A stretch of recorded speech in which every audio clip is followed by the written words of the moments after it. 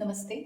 तो आज हम विमेन हेल्थ के ऊपर बात करेंगे और विमेन हेल्थ का मोस्ट इम्पॉर्टेंट पार्ट जो है वो है मेंस्ट्रुएशन। मेंस्ट्रुएशन 28 डेज़ का साइकिल होता है। If it is 28 days cycle it is healthy, और 24-23 डेज़ से कम या फिर 45 डेज़ से ऊपर आपका अगर पीरियड साइकिल है तो that will be considered as unhealthy, except teenage and menopause की एज में, जब मेन जो हार्मोन है, जो कल्प्रिट हार्मोन हम जिसे कहेंगे, फीमेल हार्मोन जिसे कहते हैं, दैट इज ईस्ट्रोजन।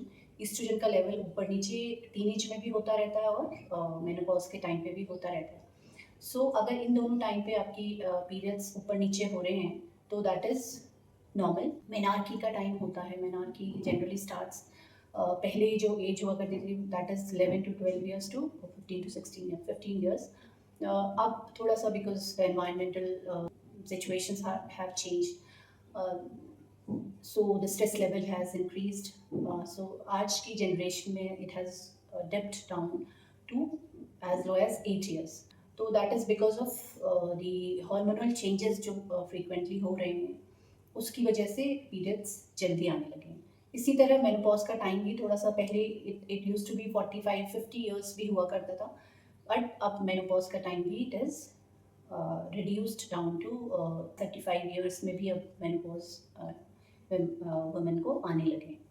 तो बेसिकली होता क्या है, मेंस्ट्रुएशन में आपका दो फेज होते हैं, फॉलिकुलर फेज और ल्यूटियल फेज होता है। फॉलिकुलर फेज इज आपका फर्स्ट 14 डेज जो होते हैं that is considered as follicular phase, और जो बाकी के 14 डेज होते हैं that is considered as luteal phase. तो problems come during menstruation is, एक तो एमेनोरिया जिसे कहते हैं, जिसमें आपकी पीरियड्स बंद हो जाते हैं कुछ टाइम के लिए या फिर डिलेड पीरियड होते हैं। और दूसरा जो होता है दैट इज डिस्मेनोरिया या फिर एमेनोरेजिया। इनमें आपको पेनफुल पीरियड्स आते हैं, हैवी ब्लीडिंग होती है या फिर स्कैंटी पीरियड्स होते हैं। एमेनोरिया में अगर आप मेनार्की फेज में हैं या फिर मेनोपॉज फेज में हैं तो दैट इज नॉर्मल।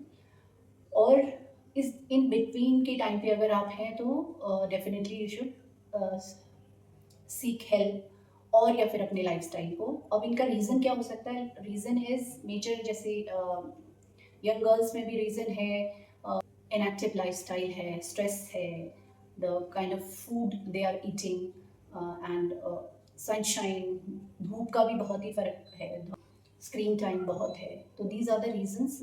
और डिस्मेनोरिया का रीज़न जो देखा गया है that is inactive lifestyle and stress. Stress से कैसे रिलेशन है कि जैसे मेजर हार्मोन्स जो रिलीज होते हैं आपके ब्रेन से रिलीज होते हैं, एंटीरियर पिट्यूटरी से रिलीज होते हैं, जो आगे जाके आपकी फॉलिकल्स को स्टिमुलेट करते हैं, देन फर्दर मेंस्ट्रुएशन का रीज़न बनते हैं अगर प्रेगनेंसी नहीं हुई। तो अगर आप स्ट्रेस्ड हैं तो वो हार्मोन्स आपकी प्रॉपर तरीके से रिलीज नहीं होंगी, आप सही डाइट नहीं ले रहे हैं, हो सकता है हैवी ब्लीडिंग कैसे हो कि आप स्ट्रेस्ड हैं तो ऑक्सीटोसिन एक हार्मोन होता है जो आपकी जो एंडोमेट्रियम की लाइनिंग है जिसको शेड होने से पीरियड्स आते हैं, वो ठीक से आपकी या तो थिक हो जाती है वो लाइनिंग, वो ऑक्सीटोसिन हार्मोन कम आ रहा है तो वो आपको पीरियड्स पेनफुल होंगे, बहुत ही पेनफुल पीरियड्स आएंगे, या फिर हैवी विद क्लॉट्स आपके पीरियड्स होंगे। आप मेडिकली अगर आप you can consult your doctor, they treat you with hormonal pills and all. I have seen in my students, it makes a lot of changes in your life. Be it relaxing your mind, be it making you stress free, be it making your body flexible and active. So best yoga would be the best option for you. Yoga classes अगर आप join कर सकते हैं that would be the best. अगर आप नहीं join कर सकते योगा क्लासेस तो आप घर पे कौन कौन से आसन आप कर सकते हैं, I would tell you. First thing आप क्या कर सकते हैं, mind relaxation is at most important. तो माइंड रिलैक्सेशन के लिए you can do deep breathing आप कर सकते हैं।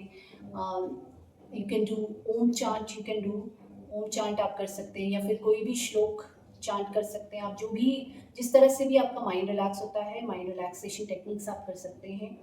और योगा आसनों में आप और क्या कर सकते हैं, yoga simple, so butterfly you can do, simply sit like this, which is best for the reproductive system, so you can opt this asana, and then go forward. You can hold it here or you can go down. Is your next is your Vajrasan is also very good. Vajrasan. And pose Balasana. Balasana is best for your mind, relaxing your mind. You can apart and then go slowly down. Devi Asana. So these were the asanas, or the best thing is keep your mind relaxed. Practice these asanas on a daily basis. Opt for healthy diets and avoid uh, processed and outside food, especially for young girls. So thank you for watching. Keep practicing yoga and namaskar.